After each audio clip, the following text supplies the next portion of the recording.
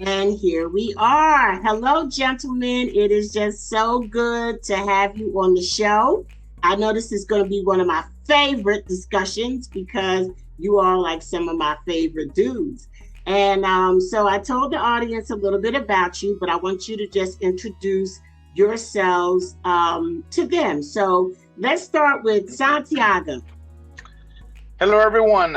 Hi, Charlotte. Hey, team. Well, my name is Santiago Aguilar, and I am the co-founder of ITA Global. And, we started ITA Global about 10 years ago, and with the vision to create experiences for people in the countries they would travel. And years later, we got lucky to go to Panama. And once in Panama, we discover an entire world of opportunities for our customers. And within that, that's where you came in, Charlotte. You came in at the right place at the right time with the right attitude. And at the same time, we had the same synergy on our end. Mm-hmm. We were at the right place, right time, right attitude, very open to opportunities. And, that's how we ended up connecting. And the beauty about when we connected is that we had the same vision, but came with completely different backgrounds, right? Completely different experiences. But I think that's what made us, click.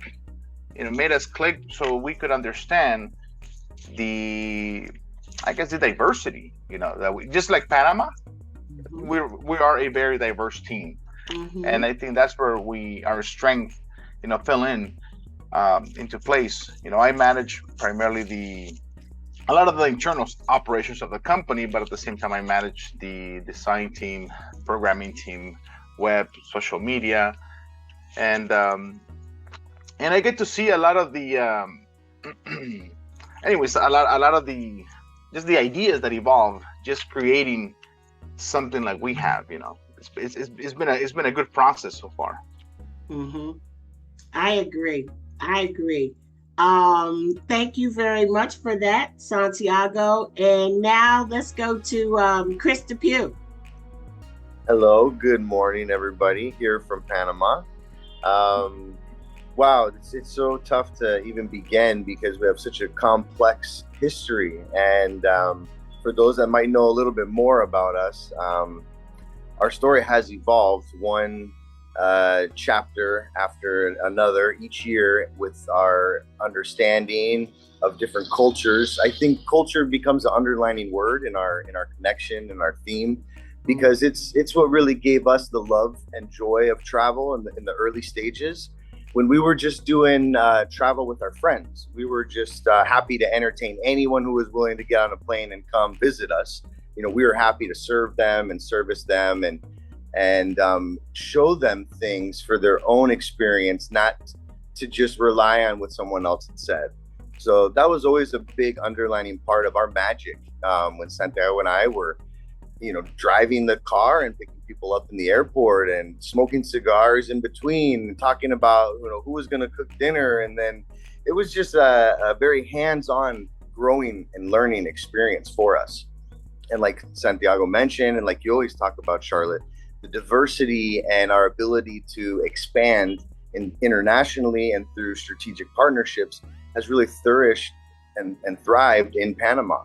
And Panama kind of has a history of its own of people and cultures coming together in success. And so it's really cool to be creating our own success story here together in this great country of Panama. Yes, it is. And I like that. I like how you say strategic partnerships, because partnerships definitely have to be strategic.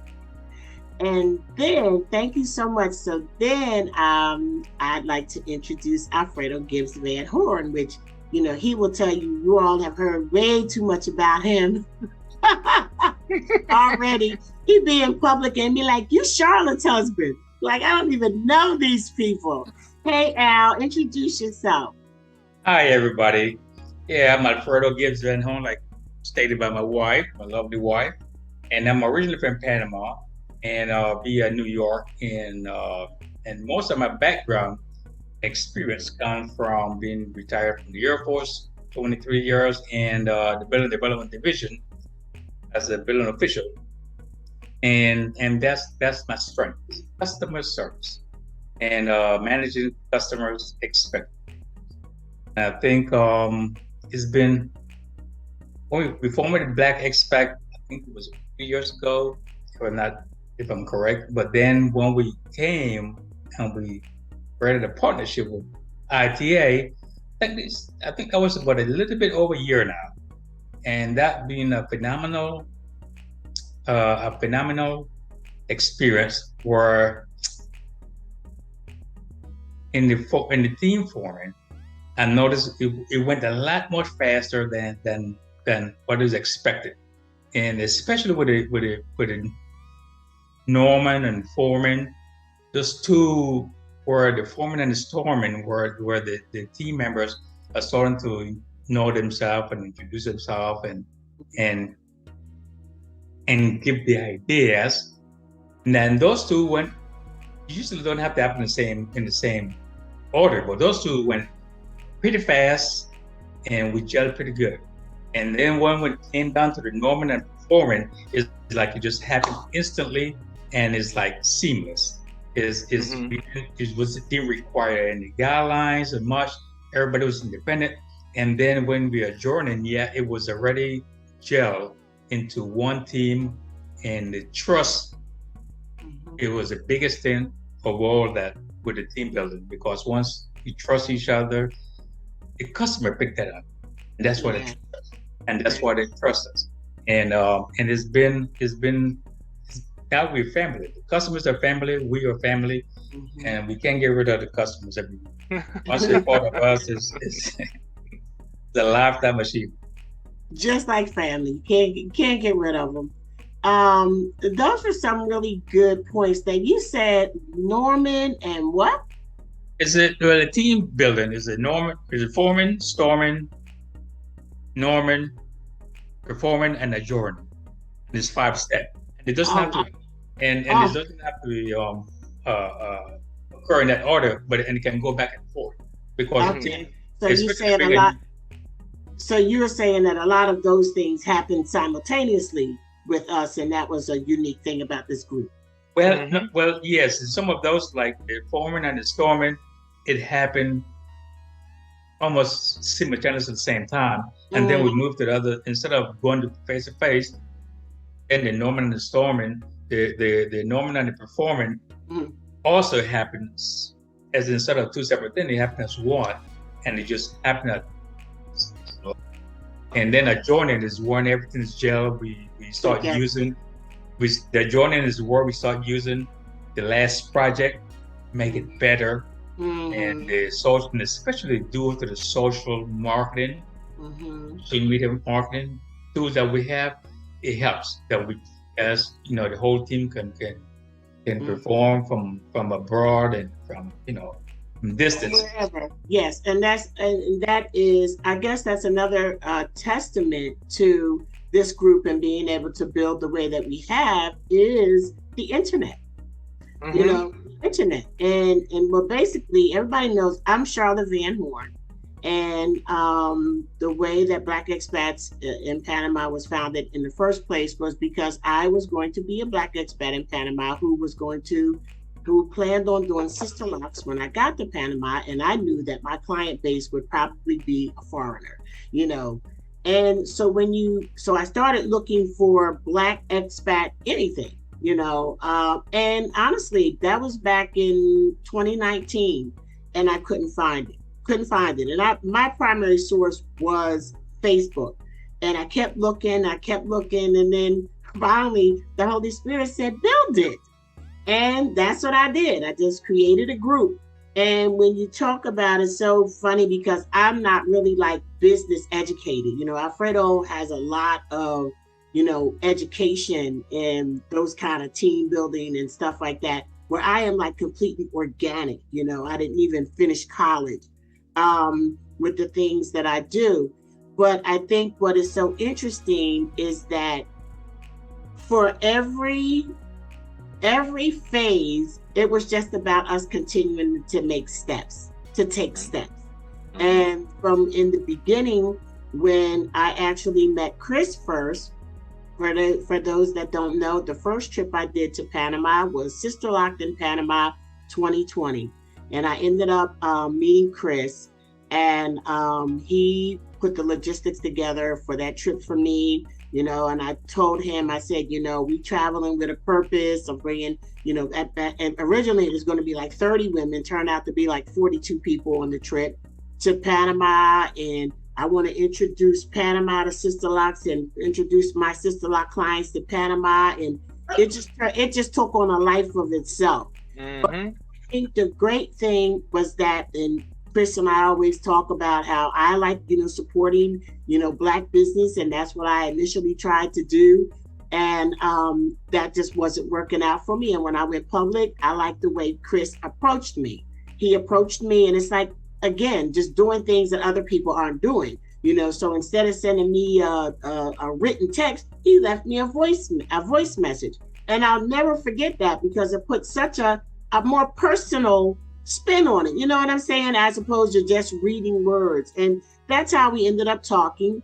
I told him what my vision was, and basically that was all that I had to do. I like the fact that he understood the assignment, and what he did was he is a logistical genius when it comes to putting those kinds of things together. And he really listened to what I was saying, and he met every single criteria. You know, I mean, I'm sure it's not as much fun for him anymore that we work together, that he don't get to surprise me with everything like he did, or he be trying to surprise me sometime.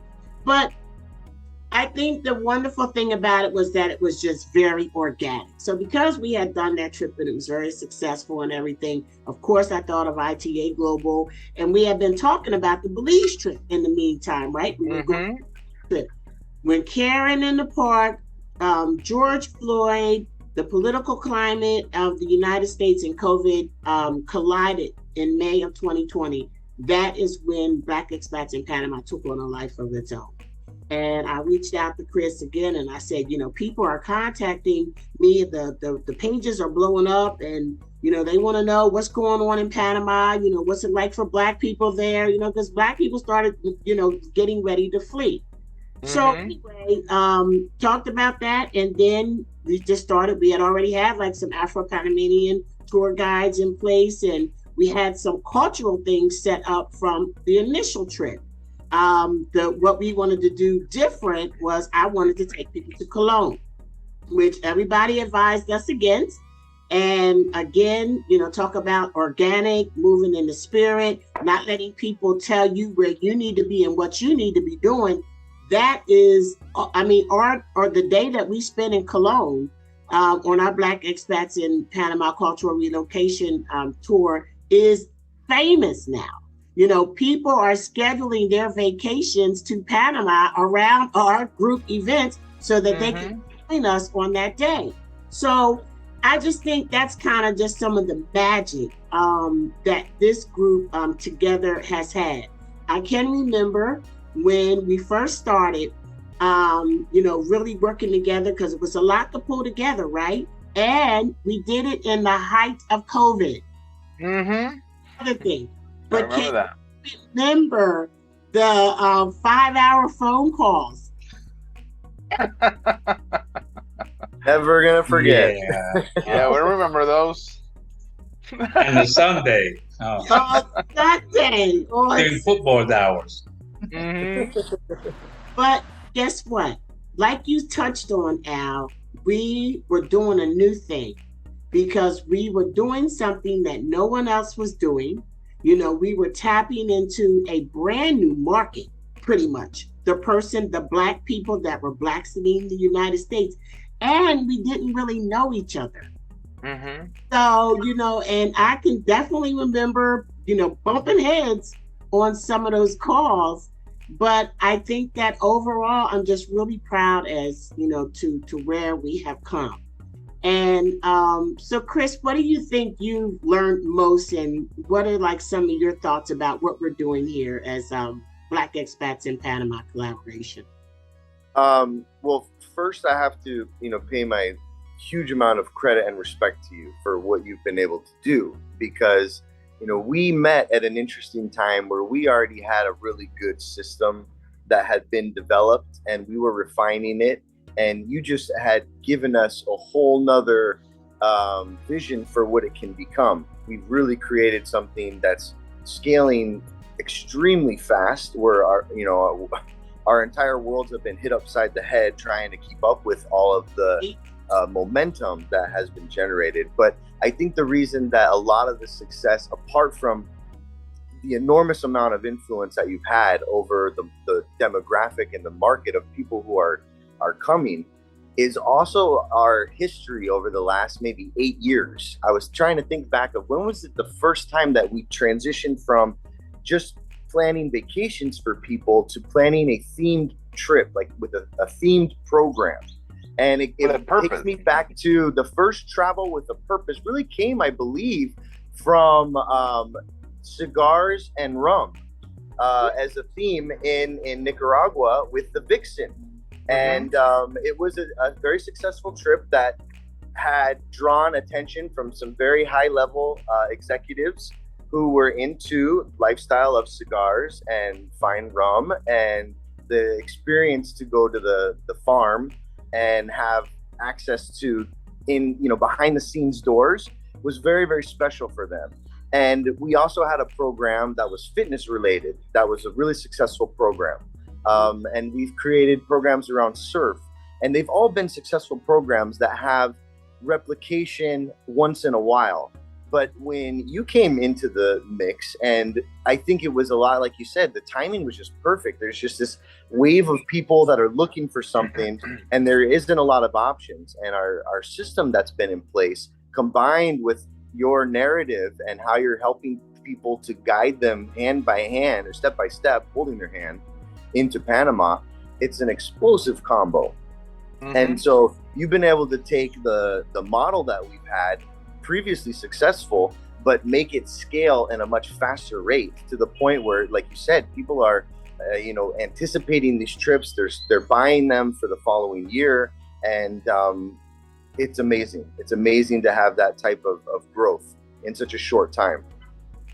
Yeah, you know what? And I also remember when Chris told me about this, what was going on. I said, "What?" Because I remember the first time you came and you were trying to manage everything internally. So we were flexible.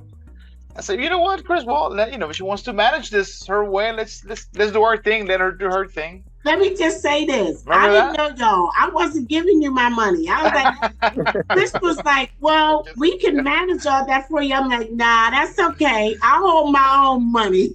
I remember that. And we're like, okay. I go. But we were flexible. We've learned to play well with others. We were flexible.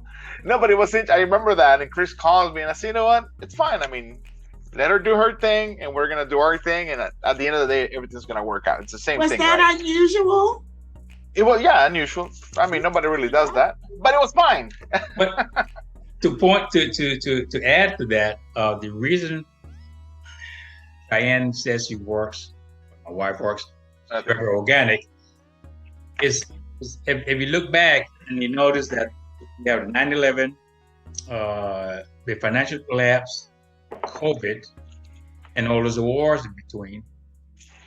When we come to textbook guidelines to follow for business and so forth, wasn't working it. Everything had to change because the financial process just collapsed. Whatever they used to do in the past didn't work.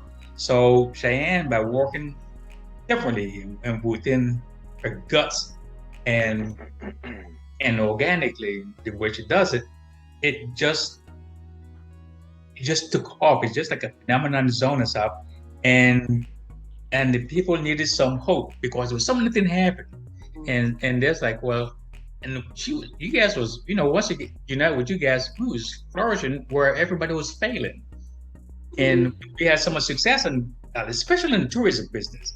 There was nobody moving, and everybody was complaining and waiting for. Shannon wasn't waiting for nobody. She was just kicking in the opposite, the doors down. Boom! No, we're not doing that. We do this. We do that, and the people they focus on the confidence. Yeah. In her, and then the team, we pick up on it and stuff, and just because she cares, her, and they felt safe, You know, I always tell people that people ask how was COVID, and COVID at the beginning, like anything, you know, you first panic for you a couple of days, but for us, it gave us room to breathe, to rethink, to strategize, and it was a good year for us because we got to do. I mean, we got to do all of this when the world was stopped. We kept going. Exactly. We kept reorganize. We reorganized everything whenever nobody was doing anything. I think that's what helped us a lot. So we came out of COVID strong, Right? because we had that opportunity to just calm down and execute, you know, the ideas. Exactly. And brainstorm and come up with better, you know, marketing and stuff. It was good. It was good. It was a blessing, and it was a bright spot. A bright spot. I think that, you know, and I just can remember, you know, I'm like, you know, things are going really well. Took a lot of work though. And the thing is that when you're building something new, I think that that's the other thing that made us strong, is that none of us are afraid to work. You know what I mean? All of us understand that you got to put the work in. You know, there is no weakest link in this group. You know, everybody is bringing what they bring to the table. And, you know, like for example, I think that like, you know, Alfredo, and then it was like how we fell into certain roles too, because for me, you know, we were coming into this world with y'all, but this is not what we have been doing.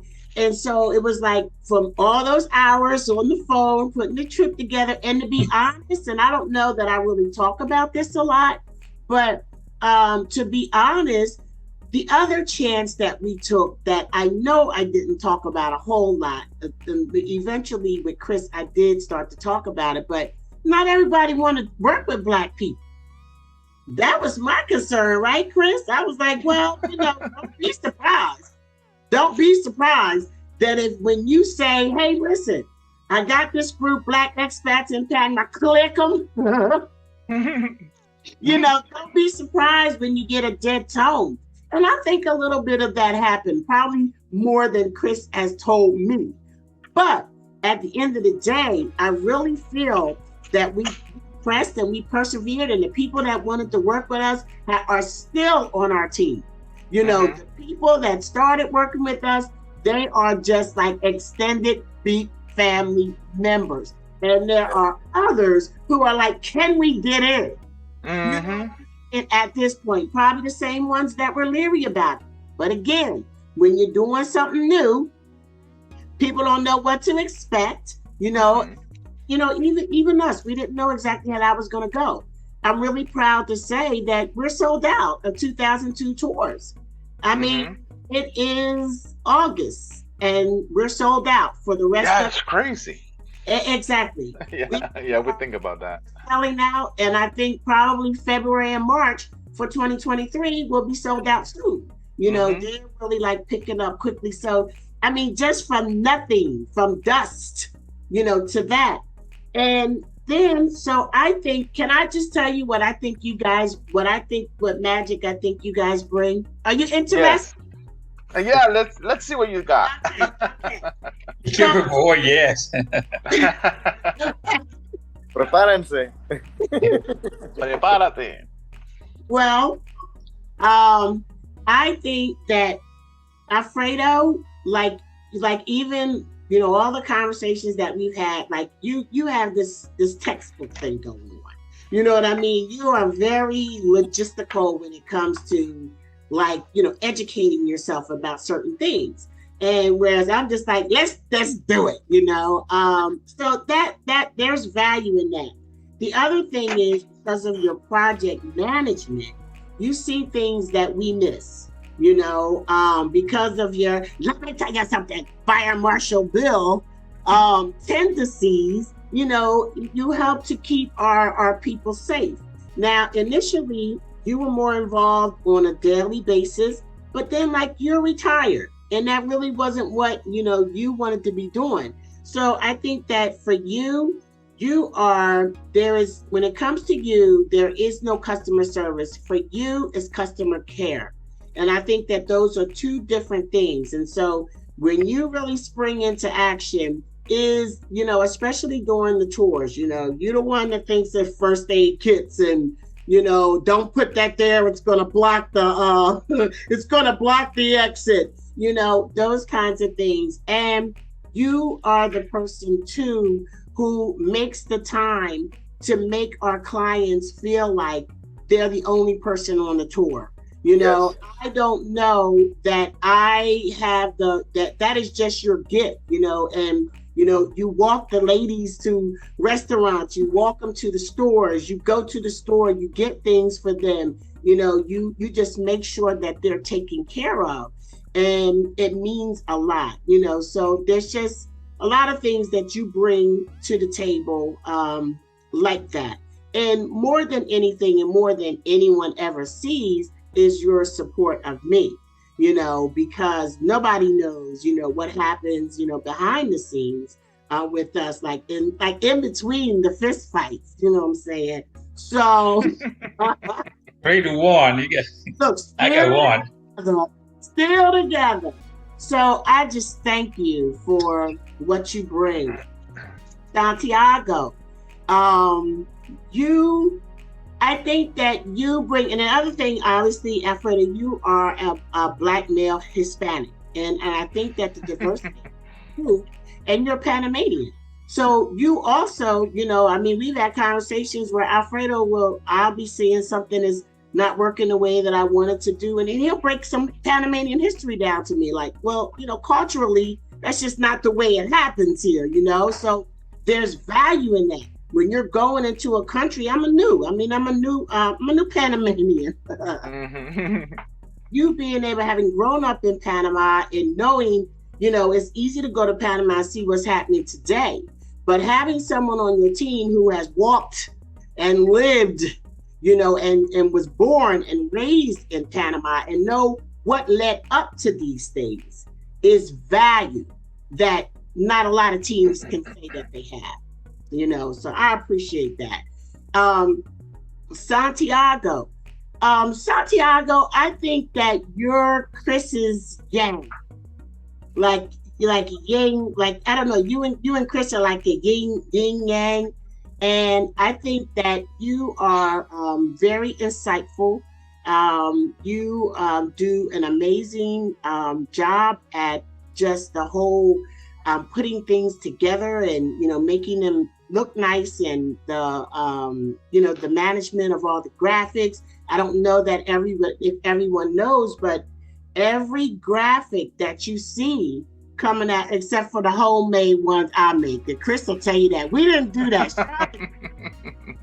Be so ashamed of my art, y'all, but whatever. I'm not ashamed. I'm always proud. But the good stuff that you see is all created by ITA Global. And Santiago, manages all of that, the logos, the amazing pictures and things like that you see. And I just think that you bring a different energy, to the group. You're a Hispanic male. You're from Nicaragua. And I like working with you. And I can remember our first fight. You remember our first fight? Oh, yeah. I don't remember, but I'm sure there was. We were brainstorming, I think. Yeah, we was brainstorming, all right. Bam, bam, bam. It was a misunderstanding. It was a misunderstanding, the concept of what is that? It's just growing. It's just growing, and getting to know each other as family. Getting to know each other, yeah. And there was a storming and enormous phase because where you're another one that you do, and like, of course, I want to thank you because you manage giving out the checks too. So so I appreciate you. Don't get me that bad. Don't get me too bad. That's my favorite. That's you. I appreciate what you do, and I know that a lot of people don't see you. A lot of people don't see you, so I'm glad that they get to meet. So that's what I think. You want to say something about that? Yeah, it's crazy because these last few months, people call, right? Because when somebody calls our numbers rotate. Mm-hmm. If somebody doesn't pick up, when I pick it up, and I just talk to people. I mean, now it just, I loved hearing people's stories. Why do they want to go to Panama? It's so interesting to be able to, in a very calmly manner, let them know this is who we are, this is what we do. I need you to, you're going to be safe, you're going to be okay, we're going to help you through the entire process.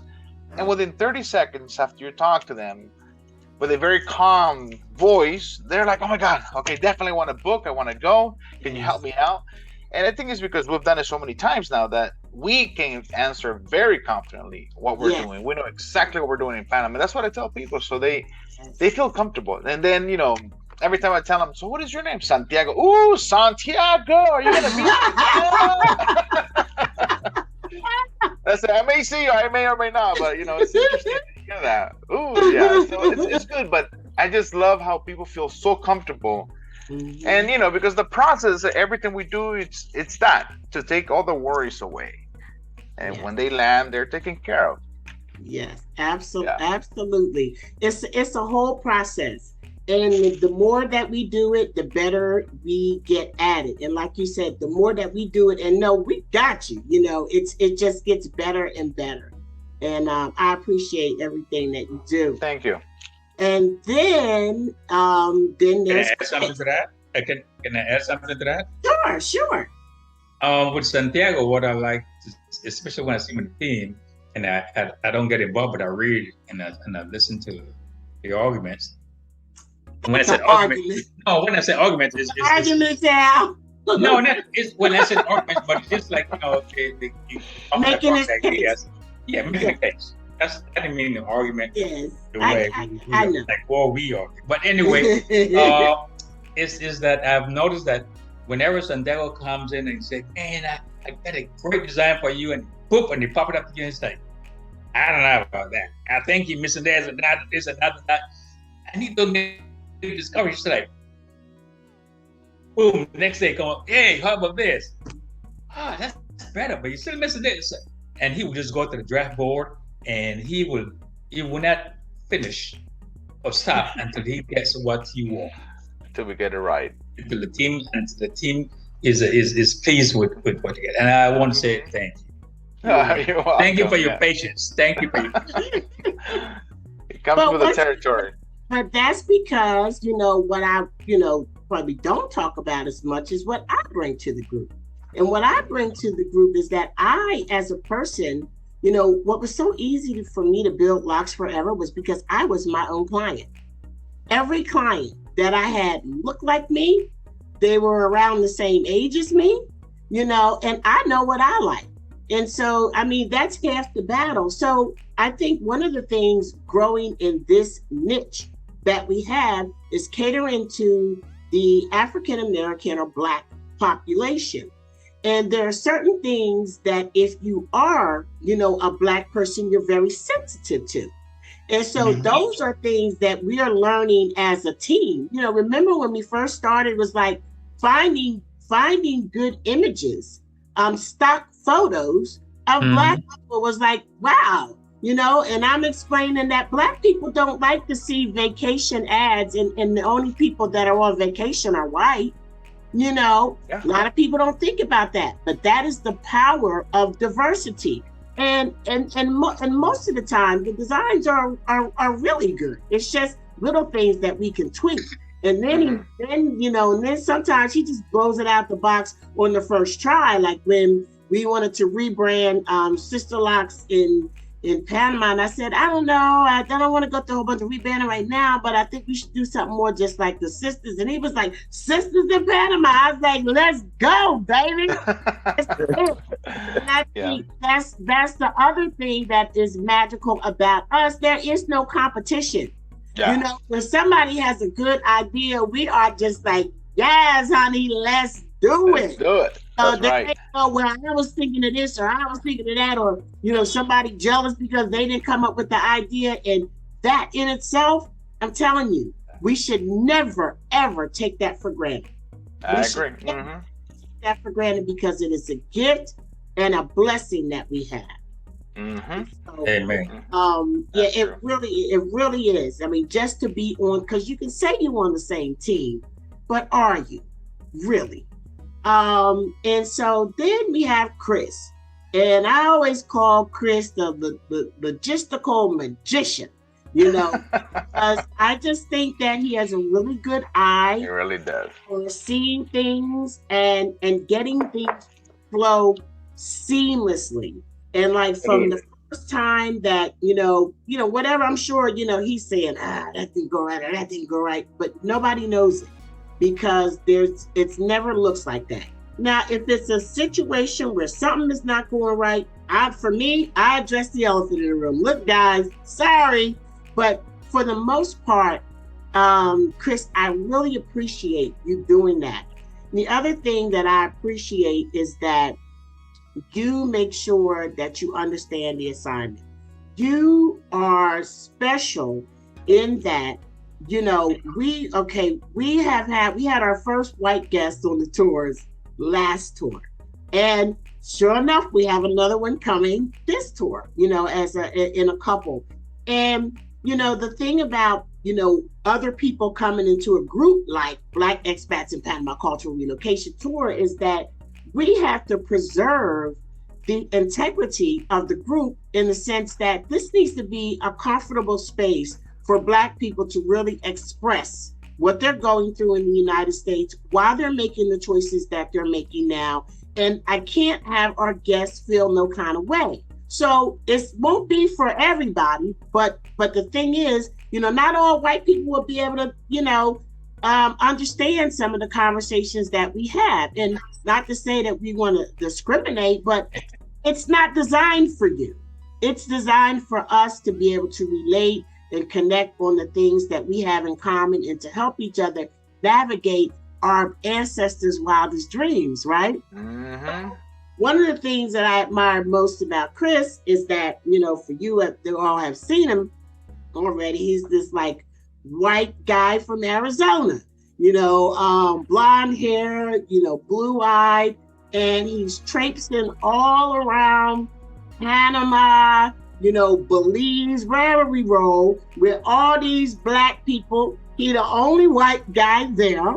We have conversations and it never seems to faze him, and that takes a lot. It does. I just don't even, for you to be thinking, well, God, what are these white folks thinking? Like, what's style with them? You know what I mean? Like, if you go through that, it's never obvious. And people feel very comfortable with you when they come on our tours.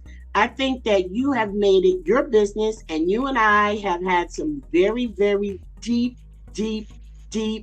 cultural, ethnic, racial conversations and I think that you have done very well to understand, what's what with us. And I think that you did a very good job of respecting that. And I think that you handle yourself in a way that nobody's ever uncomfortable with you being there, and everybody welcomes you being there. That's special, Chris.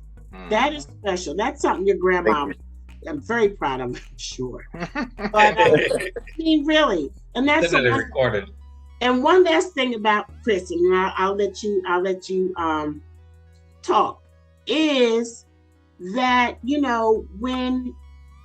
when we started doing this, and I called you that day and I said, Chris, something is happening. Do you think that we could put together a relocation tour and, throw some of our cultural stuff in it too? He was like, okay. And we started to work on that. And then I don't know that we really just planned at that moment to do it every month, right? I think we said, let's do it in May. We're going to do 2 in May. Because it's Etnia Negra, and we were planning this in 20 for 2021. And then I think that just based on the interest that we were getting, we started adding on like another trip. Remember, we had individual links for each tour, in the beginning, yes. Yeah, right. And then it was just like, we need to schedule for next year too. And we're like, okay, now we're into something, even different. But what I want to say to you is that I don't know, like I'm organic, like Alfredo said, and I don't know that I really could have seen the full potential of what we're doing without your influence, because you recognized it right away and you said, let's work together.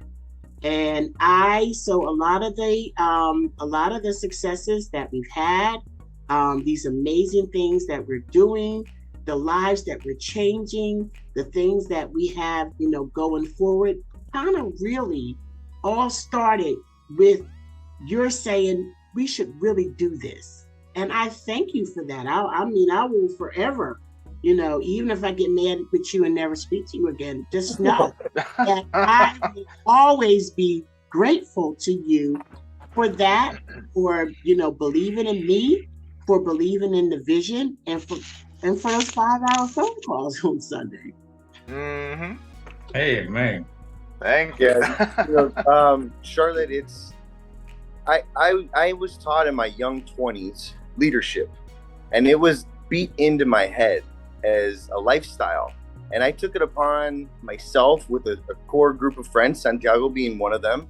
And those are still my pillars today. We self-taught in leadership. And so when you learn leadership and you teach yourself that, and you're on a personal development mission of life, when someone comes along with leadership qualities, whether or not they realize where they're at in their leadership process, someone like myself, I'm able to see that. And I saw that in you from the very beginning. And that was the reason why I felt that our scalable model could go faster with you behind the wheel than we've seen with other people, where we had successful products that once in a while repeated themselves. But because of your leadership, this product and this program has been able to replicate itself at a velocity that's incredible. That's your gasoline that you're pushing in, and it's all you. It's the magic that you really have brought, and it's just really, really incredible. And thank you so much for your comment and your compliment. It's extremely kind of you. And I think a lot of the backstory behind why I'm able to handle and interact and submerge myself with different cultures easily is because I'll never forget when I first went to Nicaragua with Santiago. I didn't speak Spanish. I didn't know Latin America. I was learning. I was very, very new. And at that moment, when I went to Nicaragua for the first time, I remember walking into a room and I felt like everybody was just staring at me. And it was probably the most, discriminated I've ever felt. And I thought it was negative looks. I thought everyone wanted to kick my ass. Mm-hmm. It was uncomfortable. And then I learned that there was a new culture that was curious about me. They wanted to know about me. Mm-hmm. Yes, they wanted to know how much money I had. Yes, they wanted to know how much money I had in my pocket. Yes, they wanted to know if they could maybe get some, but they weren't trying to rob me of it. They were looking for maybe this guy has an opportunity. Maybe I could work for him. It was just incredible how welcoming a new culture was to me, the odd guy. And, that experience initially was shocking. So I can relate. I can relate to someone who has that shock of, why is someone looking at me weird? Or why is someone talking about me?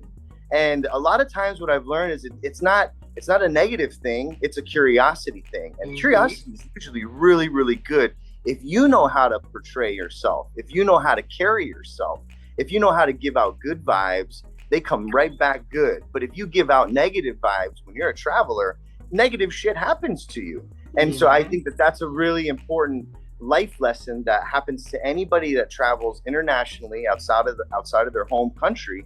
They start to learn these principles, and they go back different. They go back changed. Mm-hmm. Mm-hmm. That's right, Chris. That's exactly what happened. And that's I can say that for Chris. I remember a few years ago I went back to Nicaragua. He's like, "Let me show you your country," and I couldn't believe how much more he knew. He just knew so much of so many people. And I just literally everywhere we went, everybody knew Chris. Everywhere we went, and up to this point, he's got a lot of friends in Nicaragua now, like lifelong friends. But yeah, it was just how intertwined, and he got to learn.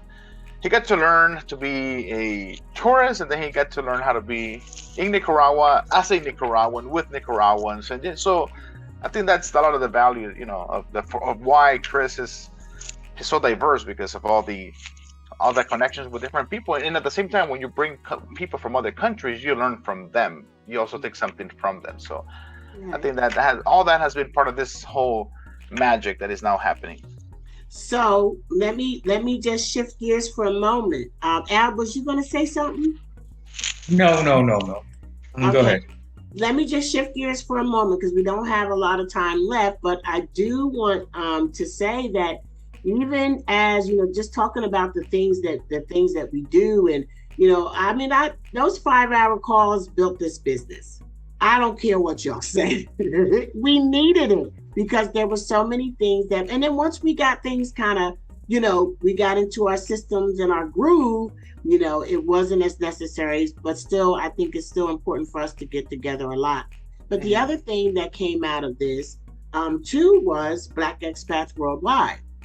And Black Expats Worldwide, who, many of you may not know about it at this point, but you will, within the next year. Black Expats Worldwide is a collaboration between Black Expats in Panama and ITA Global, where we will do, some of the things that we're doing in Panama in other parts of the world. We will, travel with purpose. We will have the, relocation themes in there. We have, countries earmarked already to start with that process.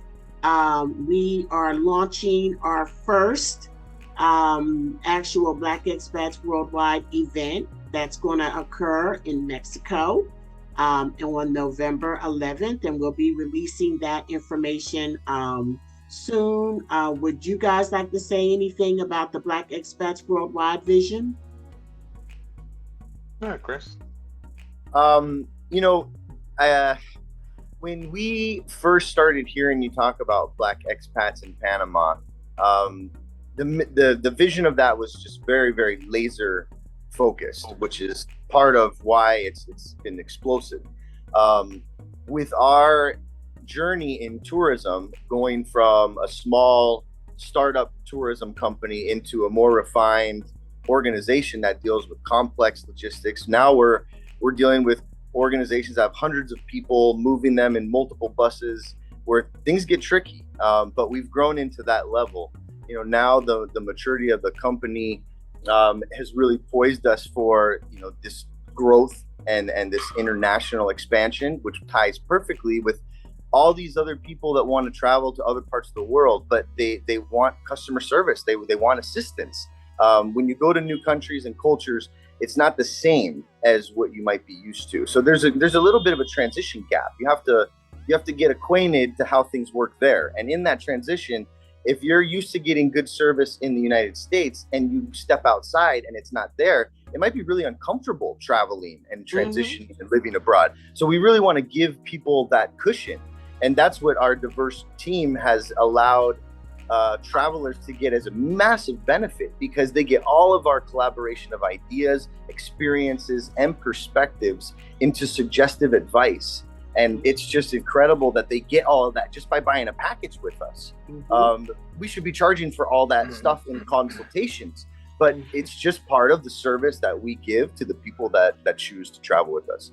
And so the expansion of where we go next will be determined by the people where they want to go, but we'll bring the same customer service and logistics and quality and standards as we continue to grow into new destinations. And the way that we go ahead, go ahead, Sharon. Finish your stuff. No, I was just going to say, and the way that we basically decided that and started to grow that was, again, on Facebook. If you go on Facebook and look for Black Expats in wherever, more than likely it's our group. We have a very large group of Black Expats in Mexico. There's a lot of interest in Black Expats in Cartagena. There's also interest in Medellin. DR is coming up. Now people are starting to come to Curacao, Black Expats in Curacao. And so, and before you try it, we own a lot of those domains already too. But what we decided was, let's put it together, as opposed to having like all of these places. And we are developing the the places and the countries, deciding what countries to visit based on demand. You know, so we have some already established. We'll be in Colombia this year. We'll be in Mexico this year. Of course, we're in Panama, and we'll start to do more of the relocation piece as time goes on. So I'm excited about Black Expats Worldwide, big time. Go ahead, Al. I'm sorry. No. Go ahead. Now, when it comes to the Black Expat Worldwide, I was intimidated. Because I was making a risk management assessment, and some of these places you were talking about Mexico, and then you were talking about Colombia, and I was like, wow. Okay, some of these places, I was making a risk assessment, and I was like, we'll be up on the ground, but now I'm at ease now, especially when they start seeing how Chris, Santiago, and you guys, and you, Charlotte, that. I know people get confused if you listen to say, I switch to Cheyenne, Charlotte, and Chai. I'm all of the above. All of the above. But the thing is that, like the one in Mexico, we flew to Mexico, we met, we actually met a realtor on hands and stuff. And but then, there's one thing I get confidence is Santiago and Chris, research and development, and they do the research and they have the contacts. Like Chris was saying with the transport, because the biggest thing I was worried about in Mexico was the transportation logistics, because that can be very tricky. But Chris get a hands on all that stuff, so I'm at ease now with the situation, and I can now feel at ease for the clients, because that's my biggest concern is that I don't want nobody to get hurt. I don't want nobody. Exactly. So Chris, make sure. He's been there, so he will make sure that. Yes, and that is good, and that is true. But the one thing too that I can say that we are very, very blessed in this is that we have ITA Global on our team, because their resources just seem infinite. In case you don't know, looking for a jet plane, come at us. Come on. Look, you want to do some yacht stuff? ITA Global is all over the world, already boots on the ground in so many countries, and they have so many resources and so many connections. And, people start talking about, well, I could go there on my own. Well, you could, but then you could go with us and have a real experience. Something that is laid out for you, something that people know. Listen, when you have vendors that know, they don't want to upset you, because you are good for that business and that you're bringing, you're helping them. They have, so that is one of the things I really like about working with ITA Global as well. As a new person, who knew I was going to be in travel 2 years ago or whatever, but to be able to be a part of a team with, no matter what I've asked for, no matter what I've asked for, no matter what a client has asked for, ITA Global say, well, it might cost you, but it's available. You know what I mean? So it's available. It's available. It's with credible vendors, that have been vetted. And when you're traveling internationally, and the reason why y'all get so many calls from Black expats in Panama is because mainly it's an international thing. It's an international thing. Are people going to be speaking Spanish? I don't know how this is going to go. Is this company for real? I don't want to just send my money. When you start talking international, people get a little nervous. And like I always say, this is kind of new for us. The Black experience, as far as the number of Black people that are moving to other countries. So I absolutely love being a part of this group. You make my life easy, and you make me look good. Yeah, especially they're going into the details, and I noticed with Chris and in other places, even in when we did the Belize, is that you go into the detail as far as into the restaurant.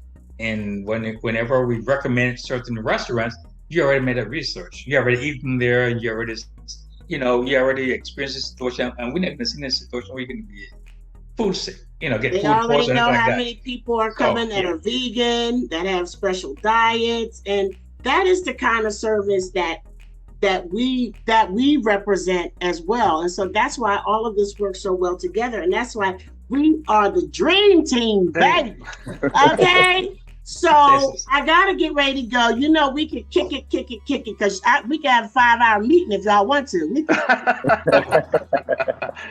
Look, we got stuff to do. I mean, really, but honestly, built this business on those 5-hour meetings. We really did. We set the foundation. We was doing a lot of new stuff, guys. And I just want to take a moment to say how proud I am of what we're doing and how happy I am that we are positively affecting the lives of so many others. And like you say, Santiago, y'all know the calls that we get, the notes that people send us and everything. That is like even on the hardest day when you say, you know what, we're doing the right thing. We're doing the right thing. We're going to keep on doing it. We're going to keep on growing. And you can watch us, you know, to the world. Watch and learn, baby. Because we and they stop learn, baby. Huh? And when I wear my shirts out, and people say, "What's that?" and I explain to them, they will just stop what they're doing, and it'll take me an hour to 2 hours, and they don't want to let go. And it's like, I got to be part of that.